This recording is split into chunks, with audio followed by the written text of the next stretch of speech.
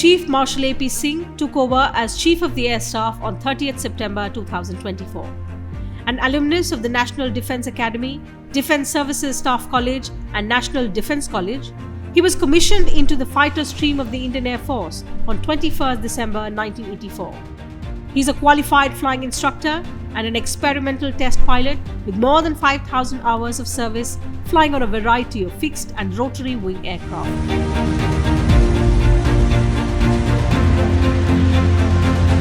His operational tenures include being the commanding officer of a MiG-27 squadron and air officer commanding of a frontline airbase.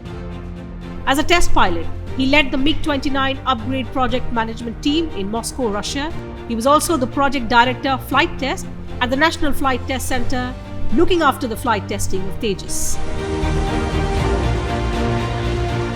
During his career spanning 4 decades, the Chief of Air Staff has tenanted staff appointments as Air Defence Commander at Headquarters Southwestern Air Command and Senior Air Staff Officer at Eastern Air Command. Prior to taking over as the Chief of the Air Staff, he was the Vice Chief of the Air Staff. Air Chief Marshal AP Singh is a recipient of the Param Vishisht Seva Medal and the Ati Vishisht Seva Medal.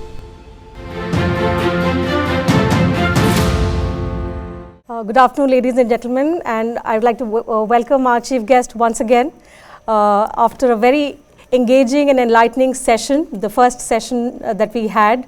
I'm going to ask the Chief of the Air Staff about a lot that is happening globally. You're all aware of the geopolitical scenario, the security challenges that India has, and also the technological challenges that India faces. And in the wake of all of these challenges, how is the Indian Air Force preparing itself, enhancing its capabilities? So there's so much to talk about. Of course, we have a very little time. We'll also be opening the floor for questions. But to begin with, Air Chief Marshal, since it's not every day that I'll get to interview the Chief of the Air Staff, I'd like to begin by asking you about your leadership experience. You had a nearly 40 years of illustrious career in the Indian Air Force. You joined in quite young, and during this period, you shouldered several responsibilities. So how has your leadership experience evolved during this period, and especially now that you're at the helm of leading one of the most powerful air forces in the world? So, first of all, thank you very much for having me over, Tina. So, I'm the 28th Chief of Indian Air Force. So, there have been 27 before me who've gone through almost the same experience that I'm going through. So, there's nothing special about me, firstly, at all. When the journey starts, one doesn't really know where it's going to end. Right. You know, what you actually, I feel it is journey to be enjoyed, not the destination. So, I was never aware that this will be my destination. Yes, I joined young. So, there were always talks about if you make it to so-and-so rank, you will be at this age and then you will have a chance to go to the next rank, something like that, because otherwise you retire before you get a chance also. So, I'll say I was lucky that in my 12th itself, I joined NDA, and thereafter God has been kind that I've been moving on, and despite some pluses and minuses, things have just worked out and I've landed up here. So, I will give the credit, a lot of it, to, you know, just luck or kismat or whatever you may call it. There are a lot of people who are capable, there are a lot of people who are hardworking, there are a lot of people who can reach this stage. It is just when that, you know, when you have 1 + 1 + 1 and it becomes 10 and it's somebody's chance. And as far as leadership experience is concerned, you know, when we are in NDA, right from beginning, we are taught the 2-3 things that are taught to us. One is service before self. Other one is, you know, it's a part of NDA prayer that the honor, welfare and of your colleagues, of your those placed below you comes before yours always and every time. And of course, your country comes first always and every time. So, maybe those things have stuck on, and I have justly followed the things that were taught to me. I've done things what I felt was right. I will not say that I have stuck my neck out at every at every stage, but yes, you don't take things every time the way it is told to you. You always try and put in your bit into it. You, whatever as per your, what we call Mapta Pita ke sanskar. So whatever is taught to you that this is right and this is wrong, though these are shades of grey, but you follow that, follow what your heart says, and it works out fine. So that is how it is. So before humility, sir, is one of the best virtues in leadership. I hope that the youngsters sitting here will imbibe this quality and look forward to this transformational journey that India is undertaking. My next question is in fact related to that. Modernization is something that is the focus, because with each passing day, as we move towards Viksit Bharat, it's important for India to become a safe, secure and self-reliant Bharat, and for which of course we'll be looking at our armed forces. If specifically, if I ask you about the Indian Air Force, what is it that you're prioritizing in terms of modernizing? How is the Indian Air Force in fact modernizing itself to be able to deal with the challenges in our neighborhood? We don't have a very favorable environment in our neighborhood, unfortunately. Also in the larger geopolitical scenario, there are challenges which are only evolving with each passing day. So in the wake of all of that, how are we modernizing ourselves, enhancing our capabilities? Yeah, modernizing has always been, it's a requirement with the technology moving at a fast pace. We always get a feeling that, in our time the technology is taking a very giant leap. I'm sure our predecessors also felt the same way. It is, if you don't evolve, you perish. So change is the only constant, like we say. So we are on that path right from beginning, and we've been changing our aircraft as per the new technology. What has changed in, I'll say, last about 10 to 20 years is that a lot of focus has been on self-reliance, because we've been importing technology, we've been, supported by some countries, we've been relying on them for spares, for our maintenance activities, which, doesn't come. We've realized this more during these recent conflicts where our supply chains have been disrupted. So we have taken a vow that by 2047 we should be a fully self-reliant Air Force. And like you read our motto, Sashakt, Saksham and Atmanirbhar. So if you look at it, what we need for short term, I think we need to go from front to back. That means Sashakt, Saksham, Atmanirbhar. But if you look at it strategically, it becomes Atmanirbhar, Saksham, Sashakt. So it's a fine balance that we have to strike, that we need to become Atmanirbhar, we need to be self-reliant, but we need to remain potent also while we are becoming self-reliant. So what we are doing is we are following a parallel approach, technology that we need, which is available in the world, technology which is easily available, technology which will not be denied to us. It's available in many countries. We can go for that in an outright, just maybe make in India or something like that. But technology which is important, which is niche, which nobody will share with us, we need to have our own system of building those things. So there is a design and development taking place. There is also some make in India taking place. We may be required to buy certain things from, off the shelf, if I can use the word, very colloquial term. But that will be done to tide over the situations. So at the moment we are progressing on our various platforms, the combat platforms. We also need some enablers like air-to-air refueling, the airborne radars. These are the ones which increase our reach, these are the ones which will increase our we call them force multipliers.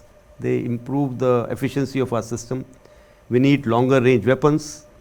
So these are the ones which are getting developed in-house again. We need to have an aircraft which is homegrown. The advantage is that when it goes through a life of about 40 years, 45, 50 years, in that we can upgrade it many times. Any new weapon which comes in, we can integrate that weapon because we have the technology which is homegrown. So that way a project like Tejas becomes very important to us. It's been a success. Unfortunately, by the time it has come in, we require something even bigger than that, longer reach than Tejas. So we are already on a program called Tejas Mark II and AMCA. better aircraft, and also in weapons we have Astra series of weapons coming in, Astra Mark 1, 2 and 3. So this is the technology wise that we are progressing. Along with that, net-centric warfare, data sharing, having a fusion of data which will give us a full, a better situational awareness. We are progressing towards that.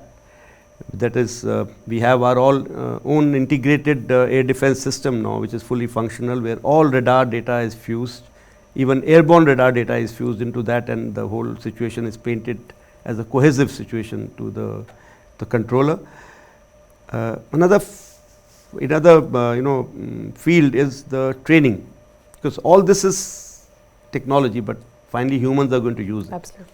So training the humans, we have full spectrum. I have at the moment MiG-21s flying, which were bought in 1960s. And I have Rafales flying, which is just a few years old. So the technology wise, they're totally different. To be able to maintain them, to be able to operate them, to be able to extract the best out of them, we require to train people accordingly. So that is one part where we are progressing. We are improving our training standards. We are going in much larger way towards simulators, so that we can do some simulation training rather than an actual flying. And today's technology enables us with those kind of situations where simulators can be used. Even surface to air weapons, we have the latest S-400s with us, a lot of homegrown systems like MR, SAM and Akash with us, but we are also maintaining and operating old systems like Pechora. So all these are again, there are challenges to be overcome by proper training, proper psyche, and that is what we are working towards. You mentioned the S-400 systems, looking at the security challenges, and that is something that we mentioned. We need to be prepared for any kind of eventuality.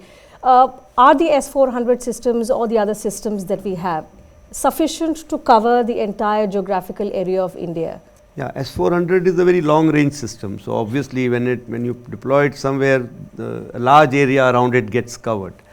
But yes, it's a very costly system. So we need to have a balance, a mix of some large, long range ones, some short range ones, some medium range ones. So at the moment we have all these options available, and we deploy them accordingly. We integrate all the systems of Indian Air Force as well as Indian Army and Indian Navy into one umbrella, and we actually have a gap-free coverage as of now. But these systems are never, nothing is enough. It all depends on what is happening in the neighborhood. Certainly. And if you look at self-reliance point of view, then again S-400 is an imported system. So there are already efforts on towards indigenous solution to all these, long range as well as short range systems, which is in progress. Despite the advancements, the security challenges will always be greater. You've listed the technological advancements. We are extremely proud of what our forces are doing in terms of keeping us safe and secure. But at the annual presser a few weeks ago, you had mentioned some concerns, and which relate to technological gap, our manufacturing speed.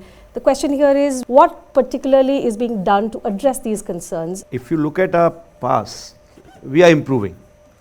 No doubt about it, that there is much more harmony, there is much more push towards indigenization. There is much more focused approach towards R&D in defense, and a lot of work is going on even towards increasing our manufacturing capacity. Not capacity is the word that actually. So HAL has opened earlier. They started off with one line of manufacture for Tejas. They made it 2 in Bangalore.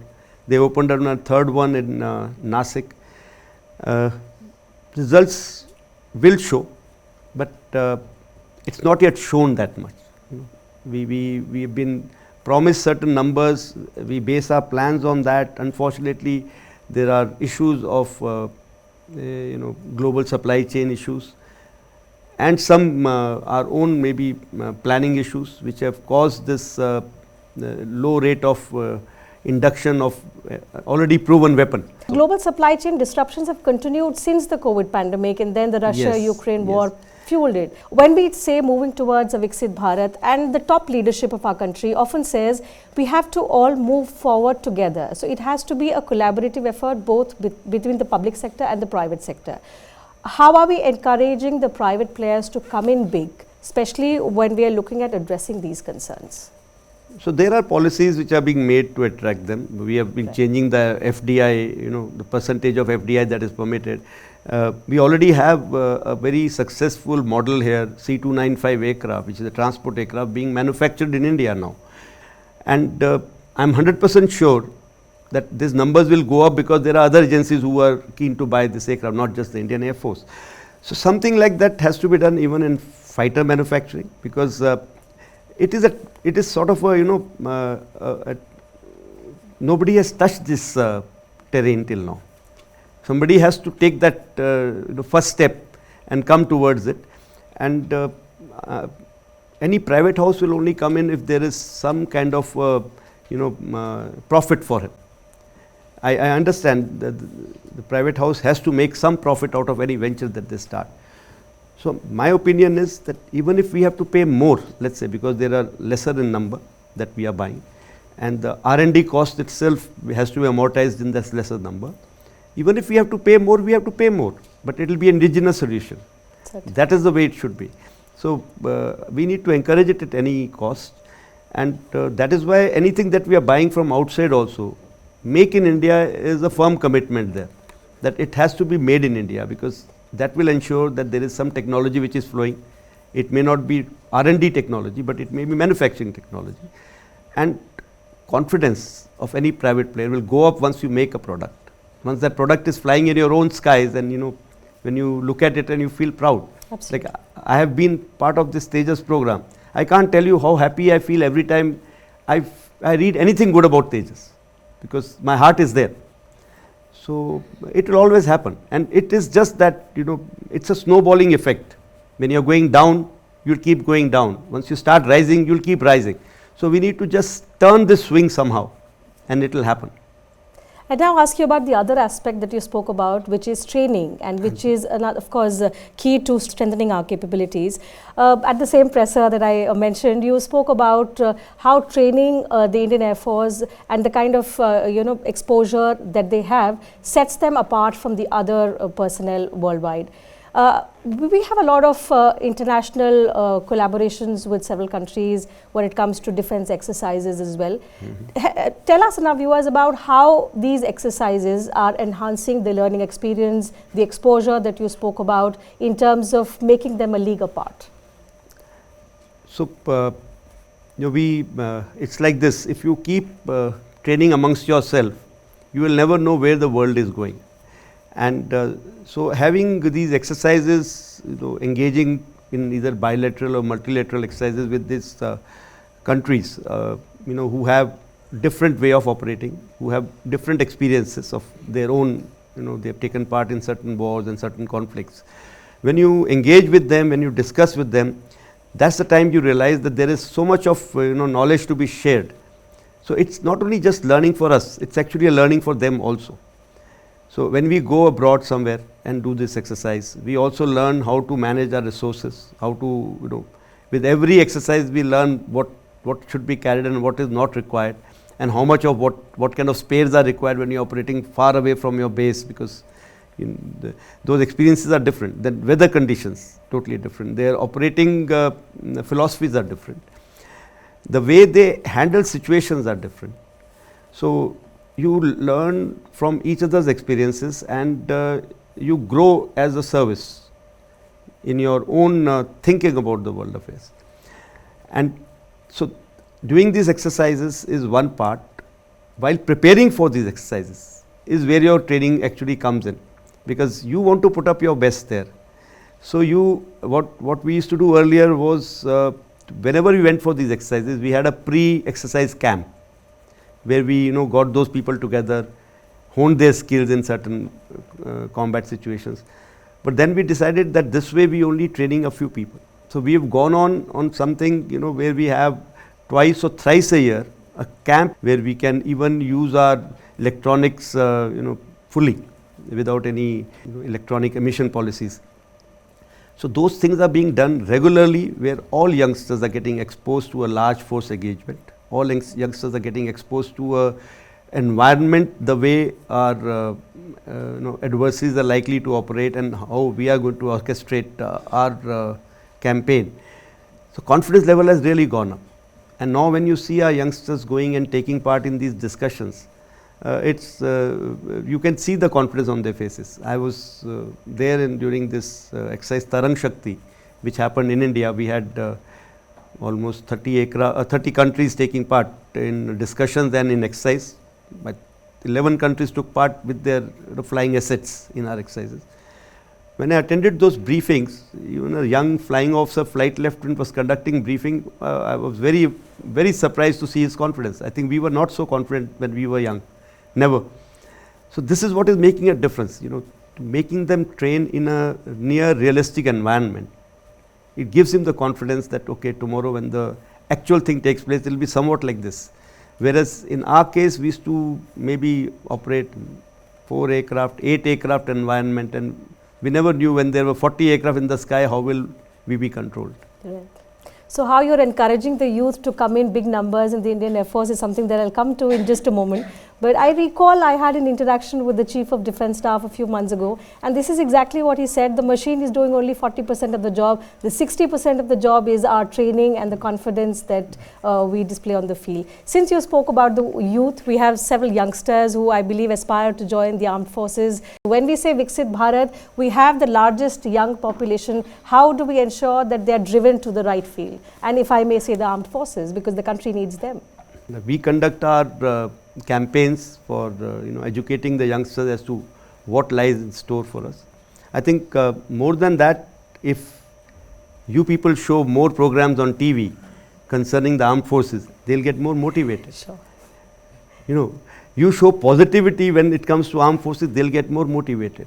Unfortunately, sometimes things which are little on the negative side are projected much more than what is positive. So I really don't know whether they'll get motivated by that or not. We'll keep inviting you to our platform for these positive interactions. So my only submission to this young faces here, smiling faces is, so I am saying whether you joined armed forces or not, whether you wear this uniform or you wear the OG or you wear the Navy's white or you wear just civil clothes, your heart should be a Fauji. That is what is required. You should have your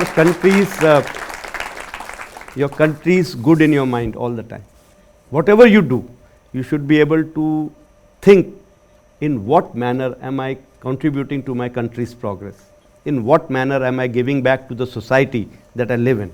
If you do that, I don't think we require actually Faujis. We require just countrymen. So I'm sure they have a lot of questions to ask. We'll open the floor for questions in just a bit. A few more questions before we get to the Q&A session.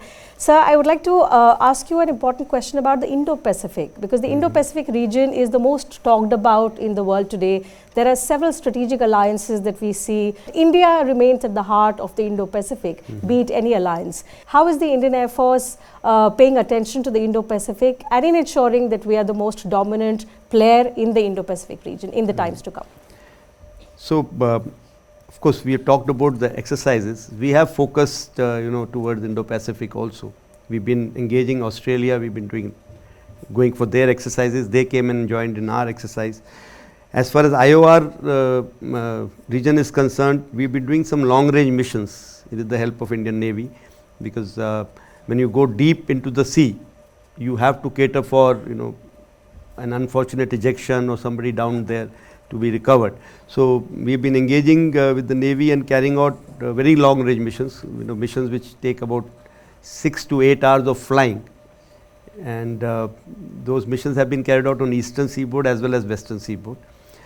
Anytime any of these forces, the countries involved, their aircraft carrier or somebody is sailing through, we engage them and we carry out exercises with them.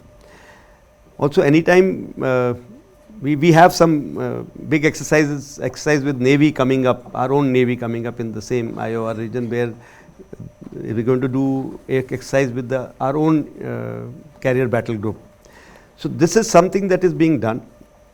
Also, the actually it is PM's vision also that the island territories that we have, those are like our permanent flotillas there. Right. So those island territories are being strengthened. We have in Lakshadweep also 2 new airfields coming up. The sanction has been obtained. I think in few years from now you will have proper airfields at Agati as well as at Minikoi. And so that will be our launch pad for any kind of situation in those regions. On the eastern side, we already have our presence in Andaman Nicobar Islands. So that is in any case growing with every coming year. So these are the initiatives that we take, and neighborhood first policy is followed even in when we engage with our with other countries in any exercise in our own neighborhood.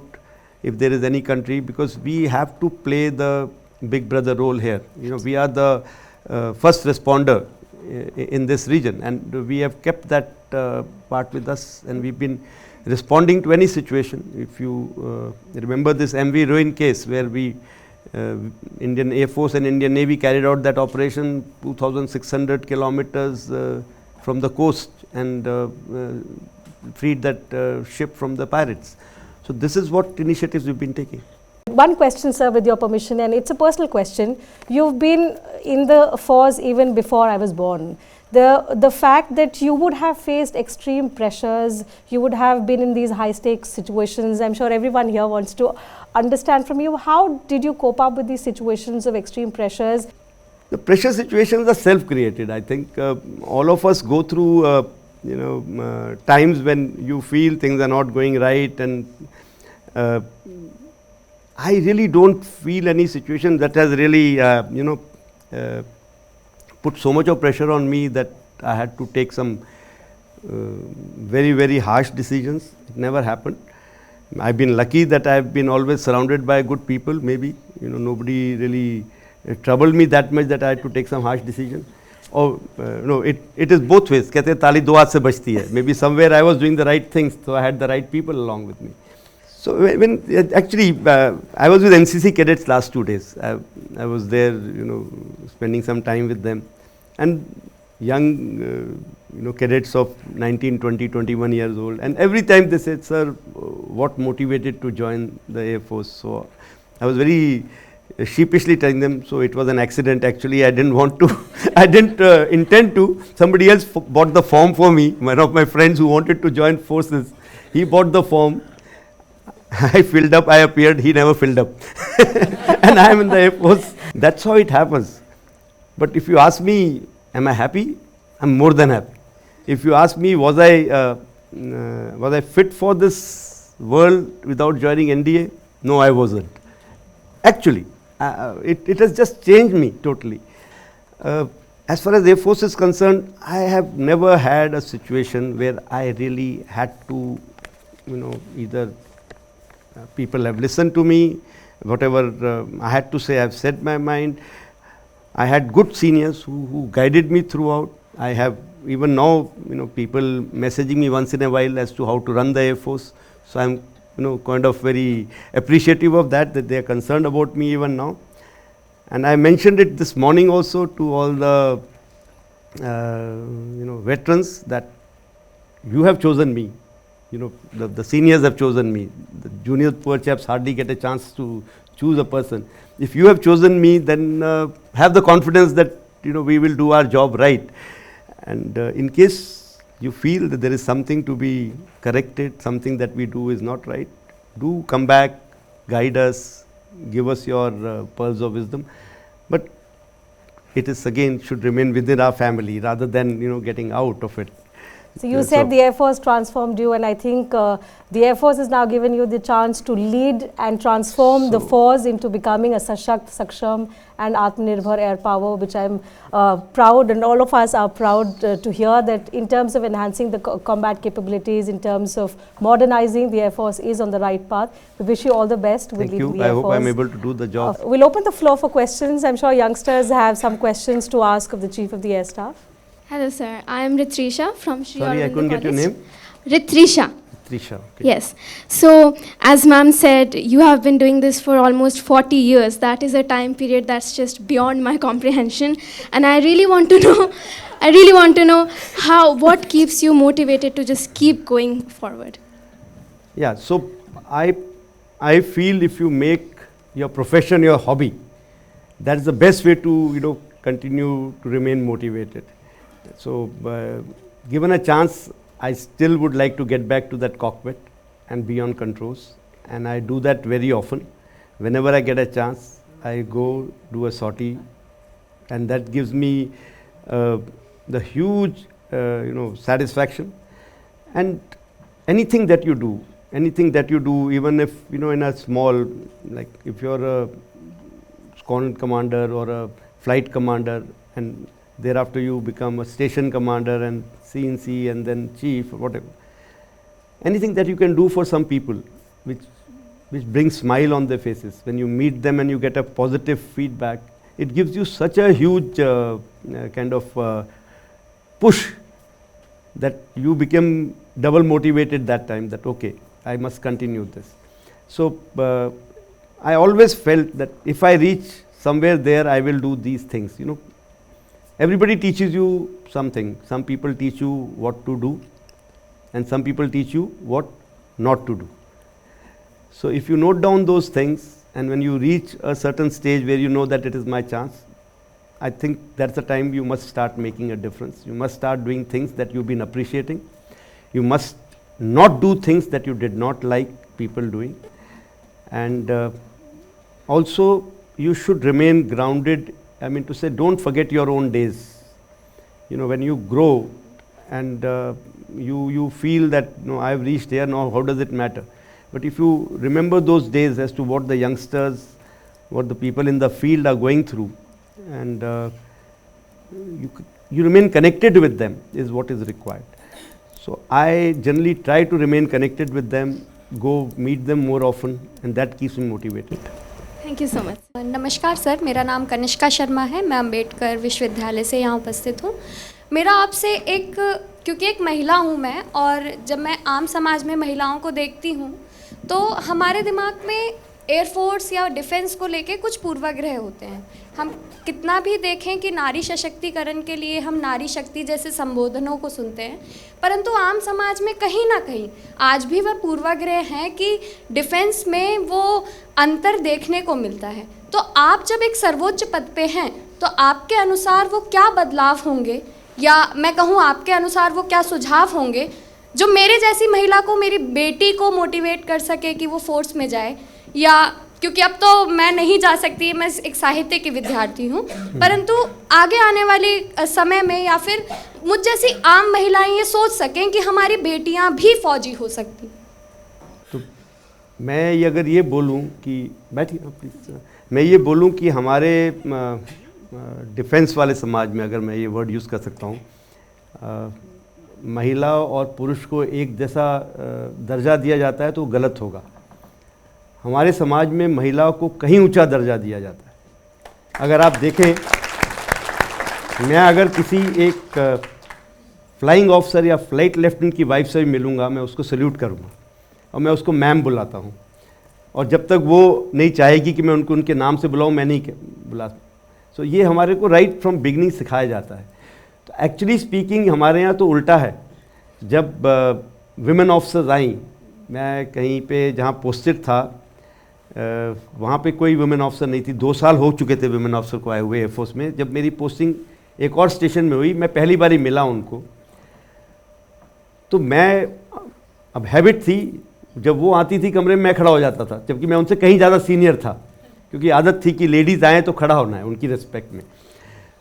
तो actually थोड़ा हमें उल्टा time लगा हमको ये समझने में कि वो हमारे बराबर हैं, अब हमसे ऊपर नहीं है पोजीशन में, और उनको भी उतना ही काम दिया जाना चाहिए। पहले वो आउट ऑफ रिस्पेक्ट कम काम दिया जाए कि ये नहीं, चलो ये नहीं ठीक है, ये नहीं ठीक है। लेकिन जब मैं एक बेस बरेली है, एयरफोर्स स्टेशन बरेली, वहाँ पे मैं एओसी था, स्टेशन कमांडर कह लो। तो एक बारी कुछ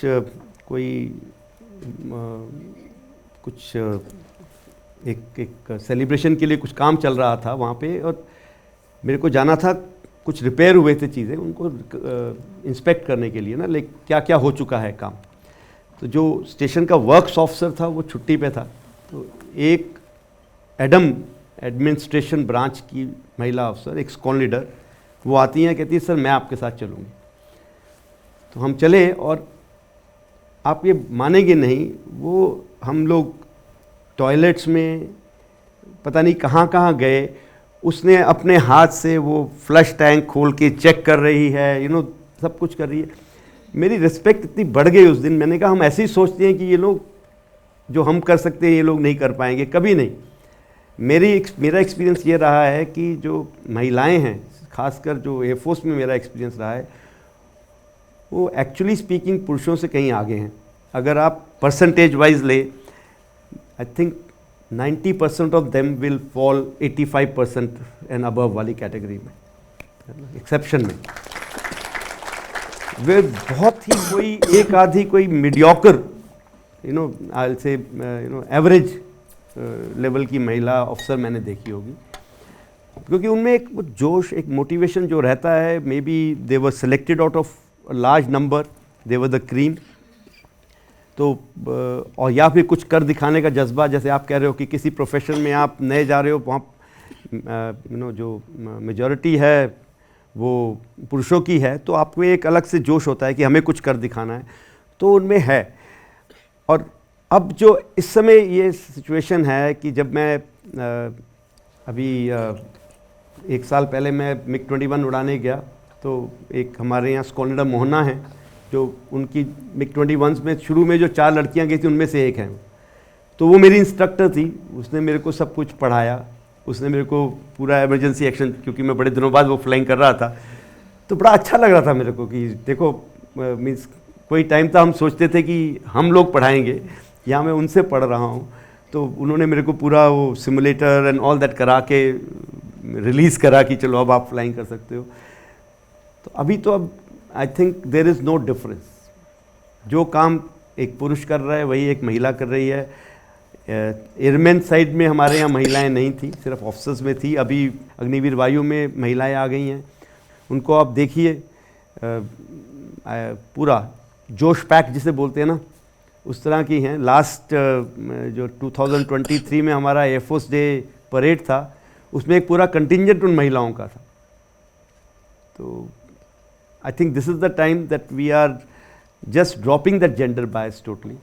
एंड जैसे हमारे बच्चे हैं आजकल, मैं अपने बच्चों में मैं उनको देखता हूँ, महिला दोस्त है या पुरुष दोस्त है, कोई फ़र्क नहीं है, इकट्ठे घूम रहे हैं, फिर रहे हैं, बातें कर रहे हैं, सब कुछ उसी तरह। तो अभी आजकल फ़ौज में भी वैसा होता जा रहा है, बिल्कुल कोई डिफरेंस नहीं है।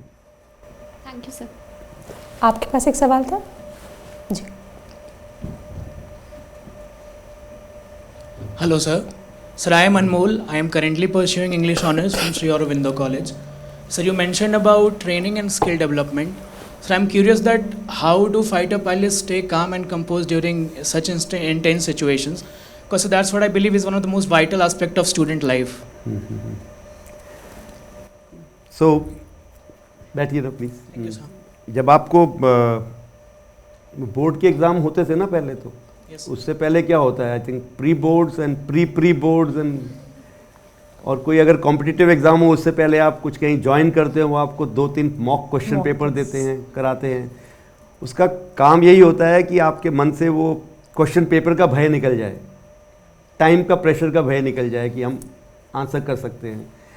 तो इसी तरह हमारी जो ट्रेनिंग होती है वो कुछ इस तरह ही होती है कि आपको ऑफ कोर्स ग्राउंड स्टडीज़ तो कराते ही हैं, जो आप समझ पाओगे कोई फिज़िकल फिनोमिना, तब उसको जब एग्जीक्यूट करोगे तो उतना बेटर रहेगा, उतना बेहतर रहेगा। लेकिन उससे ज़्यादा सिस्टम का नॉलेज, और सिस्टम में क्या कब ख़राब हो सकता है, क्या फेल हो सकता है, उसके क्या सही एक्शंस हैं, और अगर गलत एक्शन है तो उसकी क्या रिपरकशंस हैं, ये सब सिखाया जाता है। और आप ये बिलीव नहीं करोगे कि till you are flying, even now when I go for flying, we sit and go through the same full spectrum of briefing, जहाँ पे राइट फ्रॉम मॉर्निंग क्या एक्सपेक्टेड वेदर है, क्या हमारी नेविगेशन एड्स और कम्युनिकेशन एड्स का situation है, फिर क्या हम आज की सॉटी है, एयरक्राफ्ट का क्या स्टेटस होगा, और उसमें उसके बाद कुछ इमरजेंसी एक्शन जिसमें जो कि एक्ट इमरजेंसी है, जिसमें आप कह रहे हो कि अगर थोड़ी सी घबराहट हुई और थोड़ा डिले हुआ तो कुछ और गलत हो सकता है, इमीडिएट रिक्वायरमेंट टू एक्ट, तो वैसी इमरजेंसीज कवर होती है। और ये flying officer days right from the time you join as और other cadet days I say, तब से ये आदत हमें रहती है कि जब भी मॉर्निंग ब्रीफिंग करनी है तो ये हमें एक पूरा सीक्वेंस करना ही करना है। और जब हम कॉकपिट में जा रहे होते हैं तब कुछ एक्शंस हमें आपस में डिस्कस करते हुए जाना है। जब हम वापस आ रहे हैं फिर कुछ something called a hot debrief followed by a full fledged debrief, जिसमें पूरे हम क्या किया, कैसे किया, क्यों हुआ, ताकि हम अपने लेसन्स नेक्स्ट टाइम के लिए ले जा सकें। तो ये सिर्फ ट्रेनिंग ऐसे ही होती है, इतनी स्ट्रक्चर्ड है ये ट्रेनिंग कि उसके बाद जो भी चीज़ हवा में होती है जनरली वो हम ग्राउंड में उसकी एक बारी उसके बारे में सोच जरूर चुके होते हैं, अगर एक्ट नहीं कर सकते। और जो चीज़ हम हवा में सिमुलेट कर सकते हैं, एक्चुअल नहीं सिमुलेट कर सकते हैं, वो वहाँ पे की जाती है, और जो हवा में नहीं कर सकते उसको सिमुलेटर में सिमुलेट करते हैं। तो फिर कोई भी चीज़ तकरीबन मीन्स ऐसे नहीं है कि ये पहली बार देख रहे हो, उसके बारे में कुछ आपको पता होता है कि ऐसा हो सकता है। तो ऑब्वियसली अगर कुछ पहले पता होगा तो आप डरोगे नहीं ना, क्योंकि हमारे कहते हैं ना कि नेगेटिव नहीं सोचना चाहिए, लेकिन हमारा कुछ प्रोफेशन ऐसा है कि जाने से पहले हम लास्ट चीज़ क्या दोहराते हैं कि अगर इसमें ये फेलियर हुआ तो हम इजेक्शन कैसे करेंगे। कहने को नेगेटिव सोचना है, लेकिन हम अपने आप को प्रिपेयर कर रहे हैं क्योंकि उसके लिए हमें सबसे कम टाइम मिलना है। तो लास्ट सेक्शन जो हम रिवाइज करते हैं वो ये कि इजेक्शन का सीक्वेंस क्या होगा, कैसे किया जाएगा, किसकी क्या रिस्पॉन्सिबिलिटी है अगर हम मल्टी क्रू में हैं। तो ये ट्रेनिंग करने का तरीका है। First of all, I would like to say we are all proud of you, and that we feel so secure because of our defense forces that you are. Thank you, ma'am. Thank you. Thank you. And I'm echoing the sentiments of everybody here. So I'm sure your job is full of stress. And it's like, when we were having tea also, then also we all realized that you have a wonderful sense of humor. That is what has helped you in becoming so resilient and being able to just beat the stress that is there. Thank you, ma'am. Yeah. And other thing is I wanted to know what are the challenges that that India faces in becoming self-reliant in defense production, if you could share with us. And what is the role of the defense acquisition procedure, how does it align with our becoming Atmanirbhar? So, defense acquisition procedure, all government acquisition procedures have to be made in such a manner that there is there's no scope for error or somebody trying to hoodwink the system. So system is made like that. Unfortunately, when you make a system very robust, then it becomes slow. It becomes, there will be more checks and balances in that. So you have to strike a good balance in that. So we have that balance available in our system. Like we have done this 36 Rafale deal, government to government deal. So that helps you to get over with certain time frame which is lost in doing those RFP, and you send a request for proposal, then you take in a lot of inputs, then you do technical evaluation, then you do commercial evaluation. So these things are, and they are evolving. This defense acquisition procedure also has evolved over a period of time, and there is again already a talk on of making some more changes. Even Defense Secretary in the last when you quoted me, even he said that time that we are thinking of revising this now to make it more to attract more people from the private sector to come in, to attract people from foreign firms to come in and set up their manufacturing base in India. So that is what is required at the moment. We require to have diversification. We need to have, because when it comes to war, we will require capability and capacity both. We will require to produce weapons at a very large scale. We can't say that we will make them and keep them, because they also have a life. Some have 10 years, some have 20 years, and we don't know when the requirement will be. So we need to have a certain lot available, and we need to have capacity to keep building that lot while we consume the one that is available. So this will only happen when public sector, private sector, R&D organization and the certification organizations plus the users, the defense users, all of us come together and make it happen. If I say that nahi mere ko to yahi chahiye, it will not happen that way. I also have to see if there is something which is Indian. Like I said, it helps me because tomorrow I can use it the way I want. Nobody can put any embargo on me. Nobody can say that no, I will not give you these many spares now because you're using it against so and so. Nobody can say that you will not be able to use that weapon because that has origin somewhere else. So if there is something Indian which is working 90% or 85% of what I will get from abroad, I'll rather use that. Use more in number. Maybe optimize my tactics accordingly. But if at the moment there is no source of any Indian which is of that nature, then I need to think quickly how to get something that way. So it's a continuous process which will happen, and we are on the correct path. We need to, I think, accelerate that process. That's the only thing. We are on the correct path. We are not diverging away from that. But acceleration is required, which is happening. There is something, which Defense Secretary alluded to, that there is a talk of revising these procedures to make it more user friendly and faster procurement, faster cycle. Yes, actually I am interested in joining the Air Force, and what should I do to prepare for this exam academically and physically? आपका नाम क्या है? Sir, Anshuman Tripathi. कितने बड़े हैं आप? Sir, now I am 19. 19? Yes, sir. So फौज में join करने के लिए means there is nothing specific that you need actually. There is no specific talent that you need. Physically you need to be a little fit. What we are looking for is that you should have trainability. We are not looking at talent, we are looking more at trainability.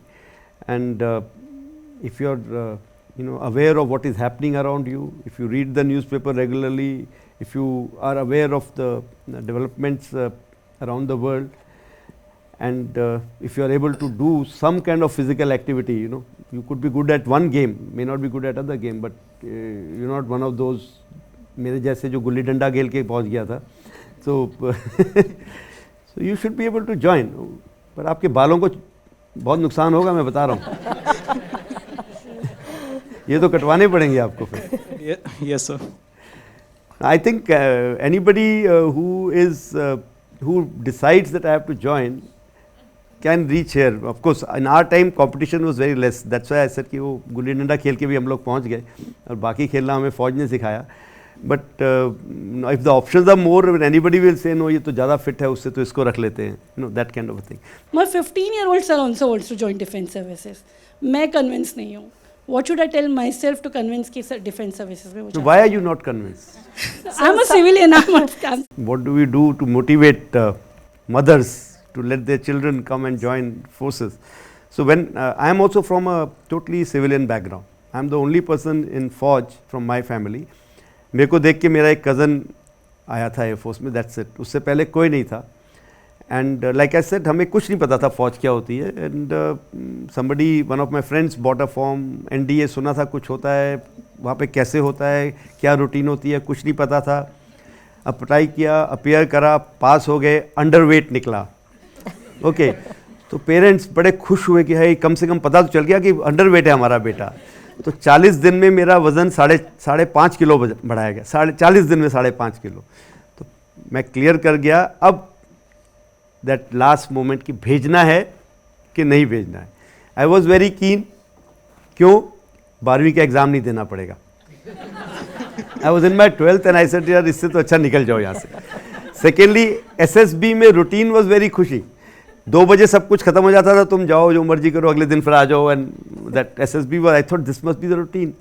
So I was very impress कि ये this is good. But I have 2 sisters.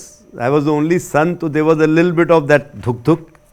And finally मतलब जो रिश्तेदार ने सब ने बोला नहीं नहीं बेटे का करियर बन रहा है, किसको मिलते मतलब फ़ौज में नौकरी इतनी इजीली, अफसर बनेगा ये वो, तो I still have a piece of paper from a notebook you know in which all of us have signed, that all of us unanimously decide that he can go to join the NDA and all of us have signed there, so that कल को कोई ना बोले कि तूने बोला और तूने नहीं बोला।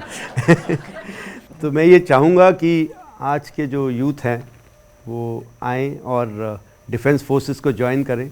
हमारे पास ऑप्शंस हैं। अगर आपको लगता है कि आप इतना लंबा कमिटमेंट नहीं दे पाएंगे तो एक शॉर्ट सर्विस कमीशन होता है जिसे हम 10 साल के लिए लेते हैं लोगों को, एंड उसके बाद आपके पास ऑप्शन होता है। ऑफ कोर्स वो ऑप्शन हमारे पास भी होगा कि आपको रखा जाए या ना रखा जाए, आप रहना चाहें या ना रहना चाहें, लेकिन तो 2 तरह के हैं ऑप्शन।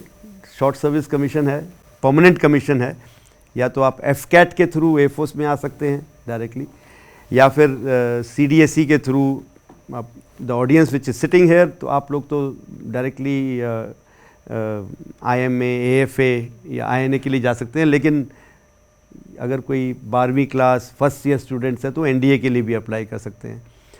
इतना मैं ज़रूर बताऊंगा कि रिग्रेट नहीं करेंगे आप अगर एक बारी वर्दी पहनेंगे तो। I don't think anybody has ever regretted wearing this uniform, whether it is in blues और नेवी ब्लूज़ और OGs।